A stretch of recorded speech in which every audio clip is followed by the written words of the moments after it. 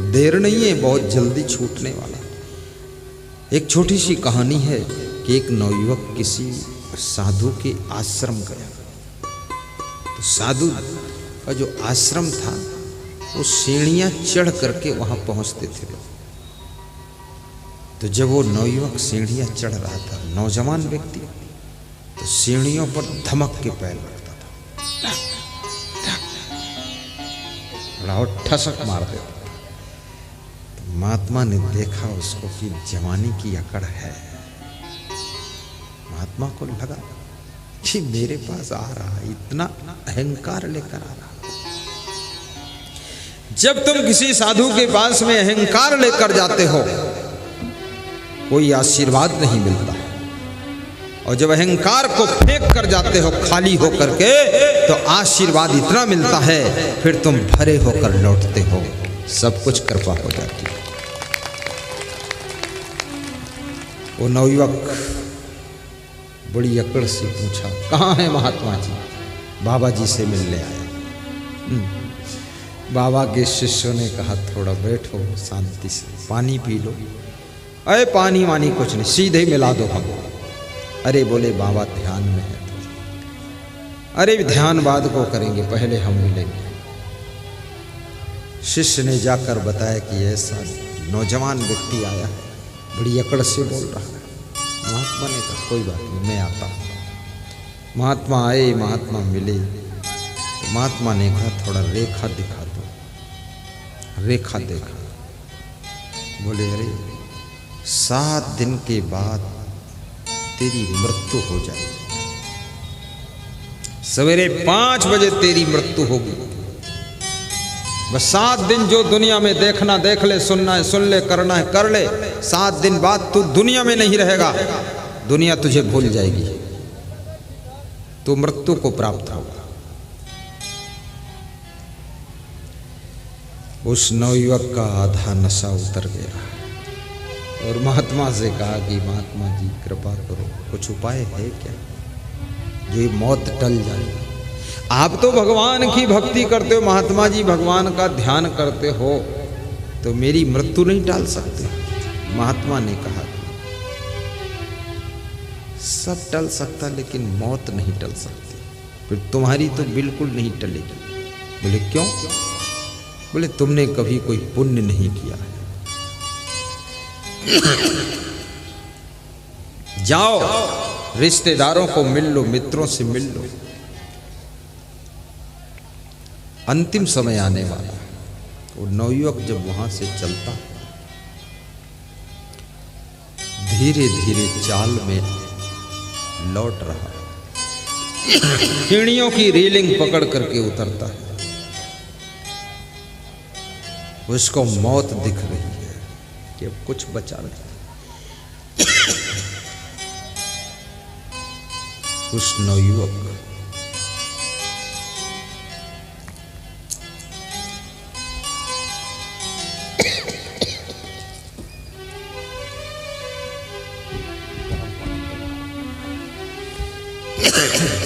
उस नवयुवक की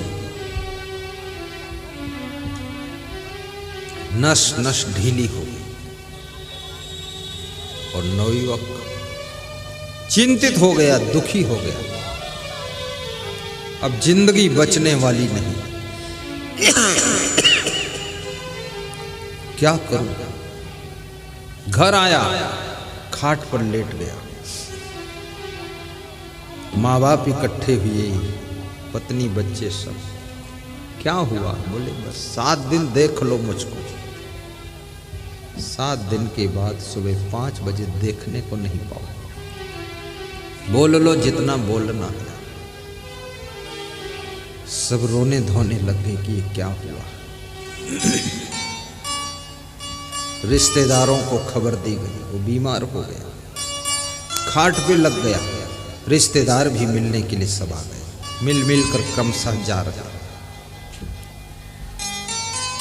कितने ही रिश्तेदार हों, कितने ही लोग हों, लेकिन आपको मृत्यु से कोई बचा नहीं सकता।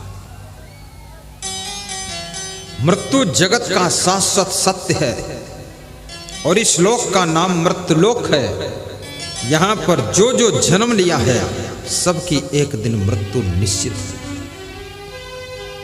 बुद्धिमान से बुद्धिमान, धनवान से धनवान, बुद्धू से बुद्धू, गरीब से गरीब, सब एक दिन संसार और शरीर और दुनिया छोड़कर चले जाते हैं। इसलिए जब तक जीवन है इन हाथों से कुछ उपकार कर लो, परोपकार कर लो, सेवा कर लो, पुण्य कर लो, कुछ धर्म कर लो, सत्संग समागम कर लो, भंडारा कर लो। कल यहां बहुत बड़ा भंडारा होने वाला है। श्री अशोक जी की ओर से भंडारा, सब भक्तों का भंडारा। कहां है अशोक? खड़े हो, खड़े हो। आज इनका था, क्या नाम है? पैक्स अध्यक्ष राम इकबाल प्रसाद। आज इन्होंने भंडारा किया। ये बुद्धिमान लोग हैं, भंडारा कर लिया। अशोक जी का कल होगा। खूब माल छको, 2 दिन 2 आदमी मिल गए, राम लक्ष्मण।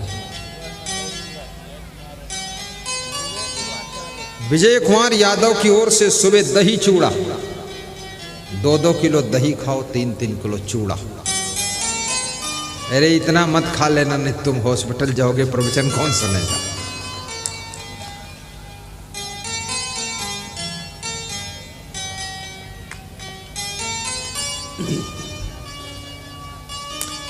इस कार्यक्रम में संपूर्ण ग्रामवासी तन मन धन से सेवा कर रहे हैं, अन्न से सेवा कर रहे हैं। बच्चे, बूढ़े, जवान, माताएं, बहनें, सब सेवा में संलग्न है। व्यास गादी संपूर्ण ग्रामवासियों को धन्यवाद भी देती है और सबको आशीर्वाद देती है कि धन्य है तुम्हारी जिंदगी जो सेवा में तुमने लगाया है। सेवा सबसे बड़ा धर्म है और जो सेवा करता है उसके लिए याद रखना, नरक भी स्वर्ग बन जाता है, नरक भी स्वर्ग बन जाता है।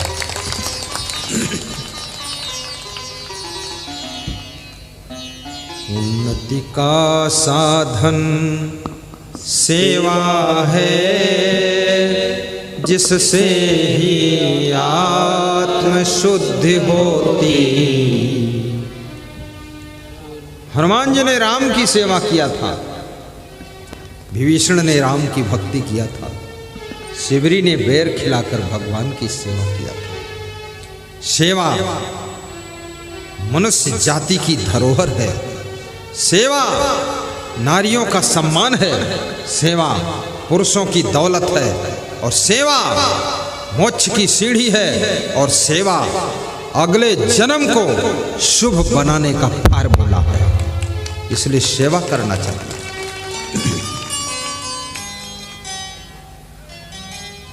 ये हजारों पवित्र आत्माएं एकत्र हुई हैं, इनकी सेवा करना 10 गुना ज्यादा पुण्य देता है। ये तो सब गुरु के प्रवचन सुनने आए हैं, और इनकी जो सेवा कर लेगा उसको बहुत पुण्य मिलेगा, जन्म जन्म सुधर जाएंगे, बहुत सुख मिलेगा, मनोकामना पूरी होगी और सुख शांति भी घर में आएगी। क्योंकि इतने सत्संगी भाइयों बहनों की सेवा करने का अवसर ऐसे थोड़े मिलता है। ये तो कार्यक्रम है, इसलिए सब लोग आए हैं, अन्यथा कैसे इकट्ठा हो पाते, नहीं आ पाते।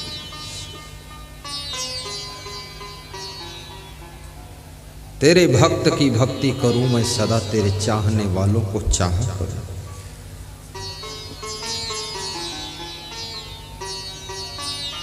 हे गुरुदेव, आपकी जो भक्ति करते हैं उनकी मैं भक्ति करूं, आपसे जो प्रेम करते उनसे मैं प्रेम करूं, जो आपका ध्यान करते उनका मैं ध्यान करूं, और आपकी जो सेवा करते हैं उनकी मैं सेवा करूं और भवसागर से तर जाऊं। भक्तों की भक्ति है। तेरे भक्त की भक्ति करूं मैं सदा, तेरे चाहने वालों चाहा करूं, मन में है बसी बस चाह यही। प्रिय नाम तुम्हारा उचारा करूं, मन में है बसी बस चाह यही। प्रिय नाम तुम्हारा उचारा करूं, भरी लोचन की गगरी नित ही। भरी लोचन की गगरी नित ही।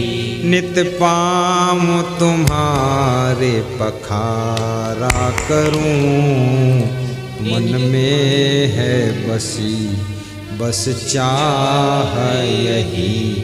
प्रिय नाम तुम्हारा उचारा करूं, प्रिय नाम तुम्हारा उचारा करूं। 7 दिन बीतने के बाद सवेरे 5 बजे जब टाइम आने वाला था,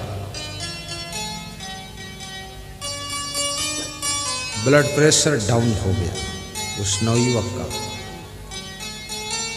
घर में रोना धोना पड़ गया। डॉक्टरों ने कहा बीमारी तो पता नहीं चलती है पर मरीज बचने वाला नहीं। वो महात्मा ठीक 4:45 बजे सब भीड़ को छांटते हुए अंदर जाता है और महात्मा ने कहा कि क्या हुआ? बोले गुरुदेव आपकी दुआ, जो नहीं होना था वो हुआ। मेरे घर का नौजवान मरने जा रहा। महात्मा ने कहा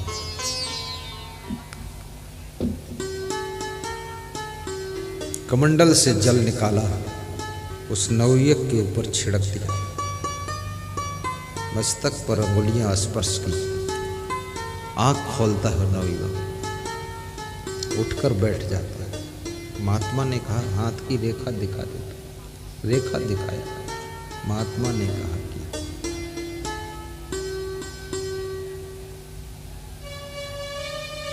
तेरी रेखा बदल चुकी है, अब तू 30 वर्ष और जिंदा रहेगा, अब नहीं मरेगा। कैसे बदली? नवयुवक के चेहरे पर चमक आ गई। घर के लोगों में मुस्कान आ गई। नवयुवक तुरंत उठकर खड़ा हो गया, महात्मा के पैर छुआ, कहा 30 वर्ष और? बोले हाँ।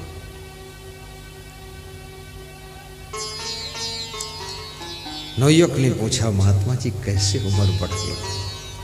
बोले 7 दिन जो तेरी मौत का इंतजार तूने किया है, इसमें तुझे बहुत ग्लानि हुई है, दुख हुआ है, और सभी से तू प्रेम से मिल लिया है। रोज तेरे ध्यान में मैं आता था और तू मन में सोचता था मरकर जन्म लूंगा तो अगले जन्म में बहुत अच्छे कर्म करूंगा।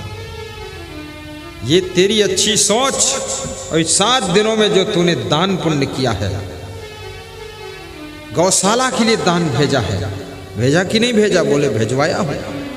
और ये 7 दिनों में जो अपने माता पिता के भी खूब पैर छुए हैं तूने। 7 दिनों में जो तूने अपनी पत्नी से भी बहुत प्रेम किया है, बच्चों से भी प्रेम किया है, तूने काम क्रोध लोभ मोह अहंकार को छोड़ दिया है, तेरा मन प्रेम का सागर बन गया है।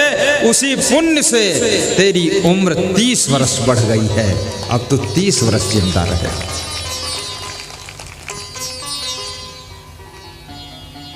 महात्मा कहता है अब अहंकार मत करना, अहंकार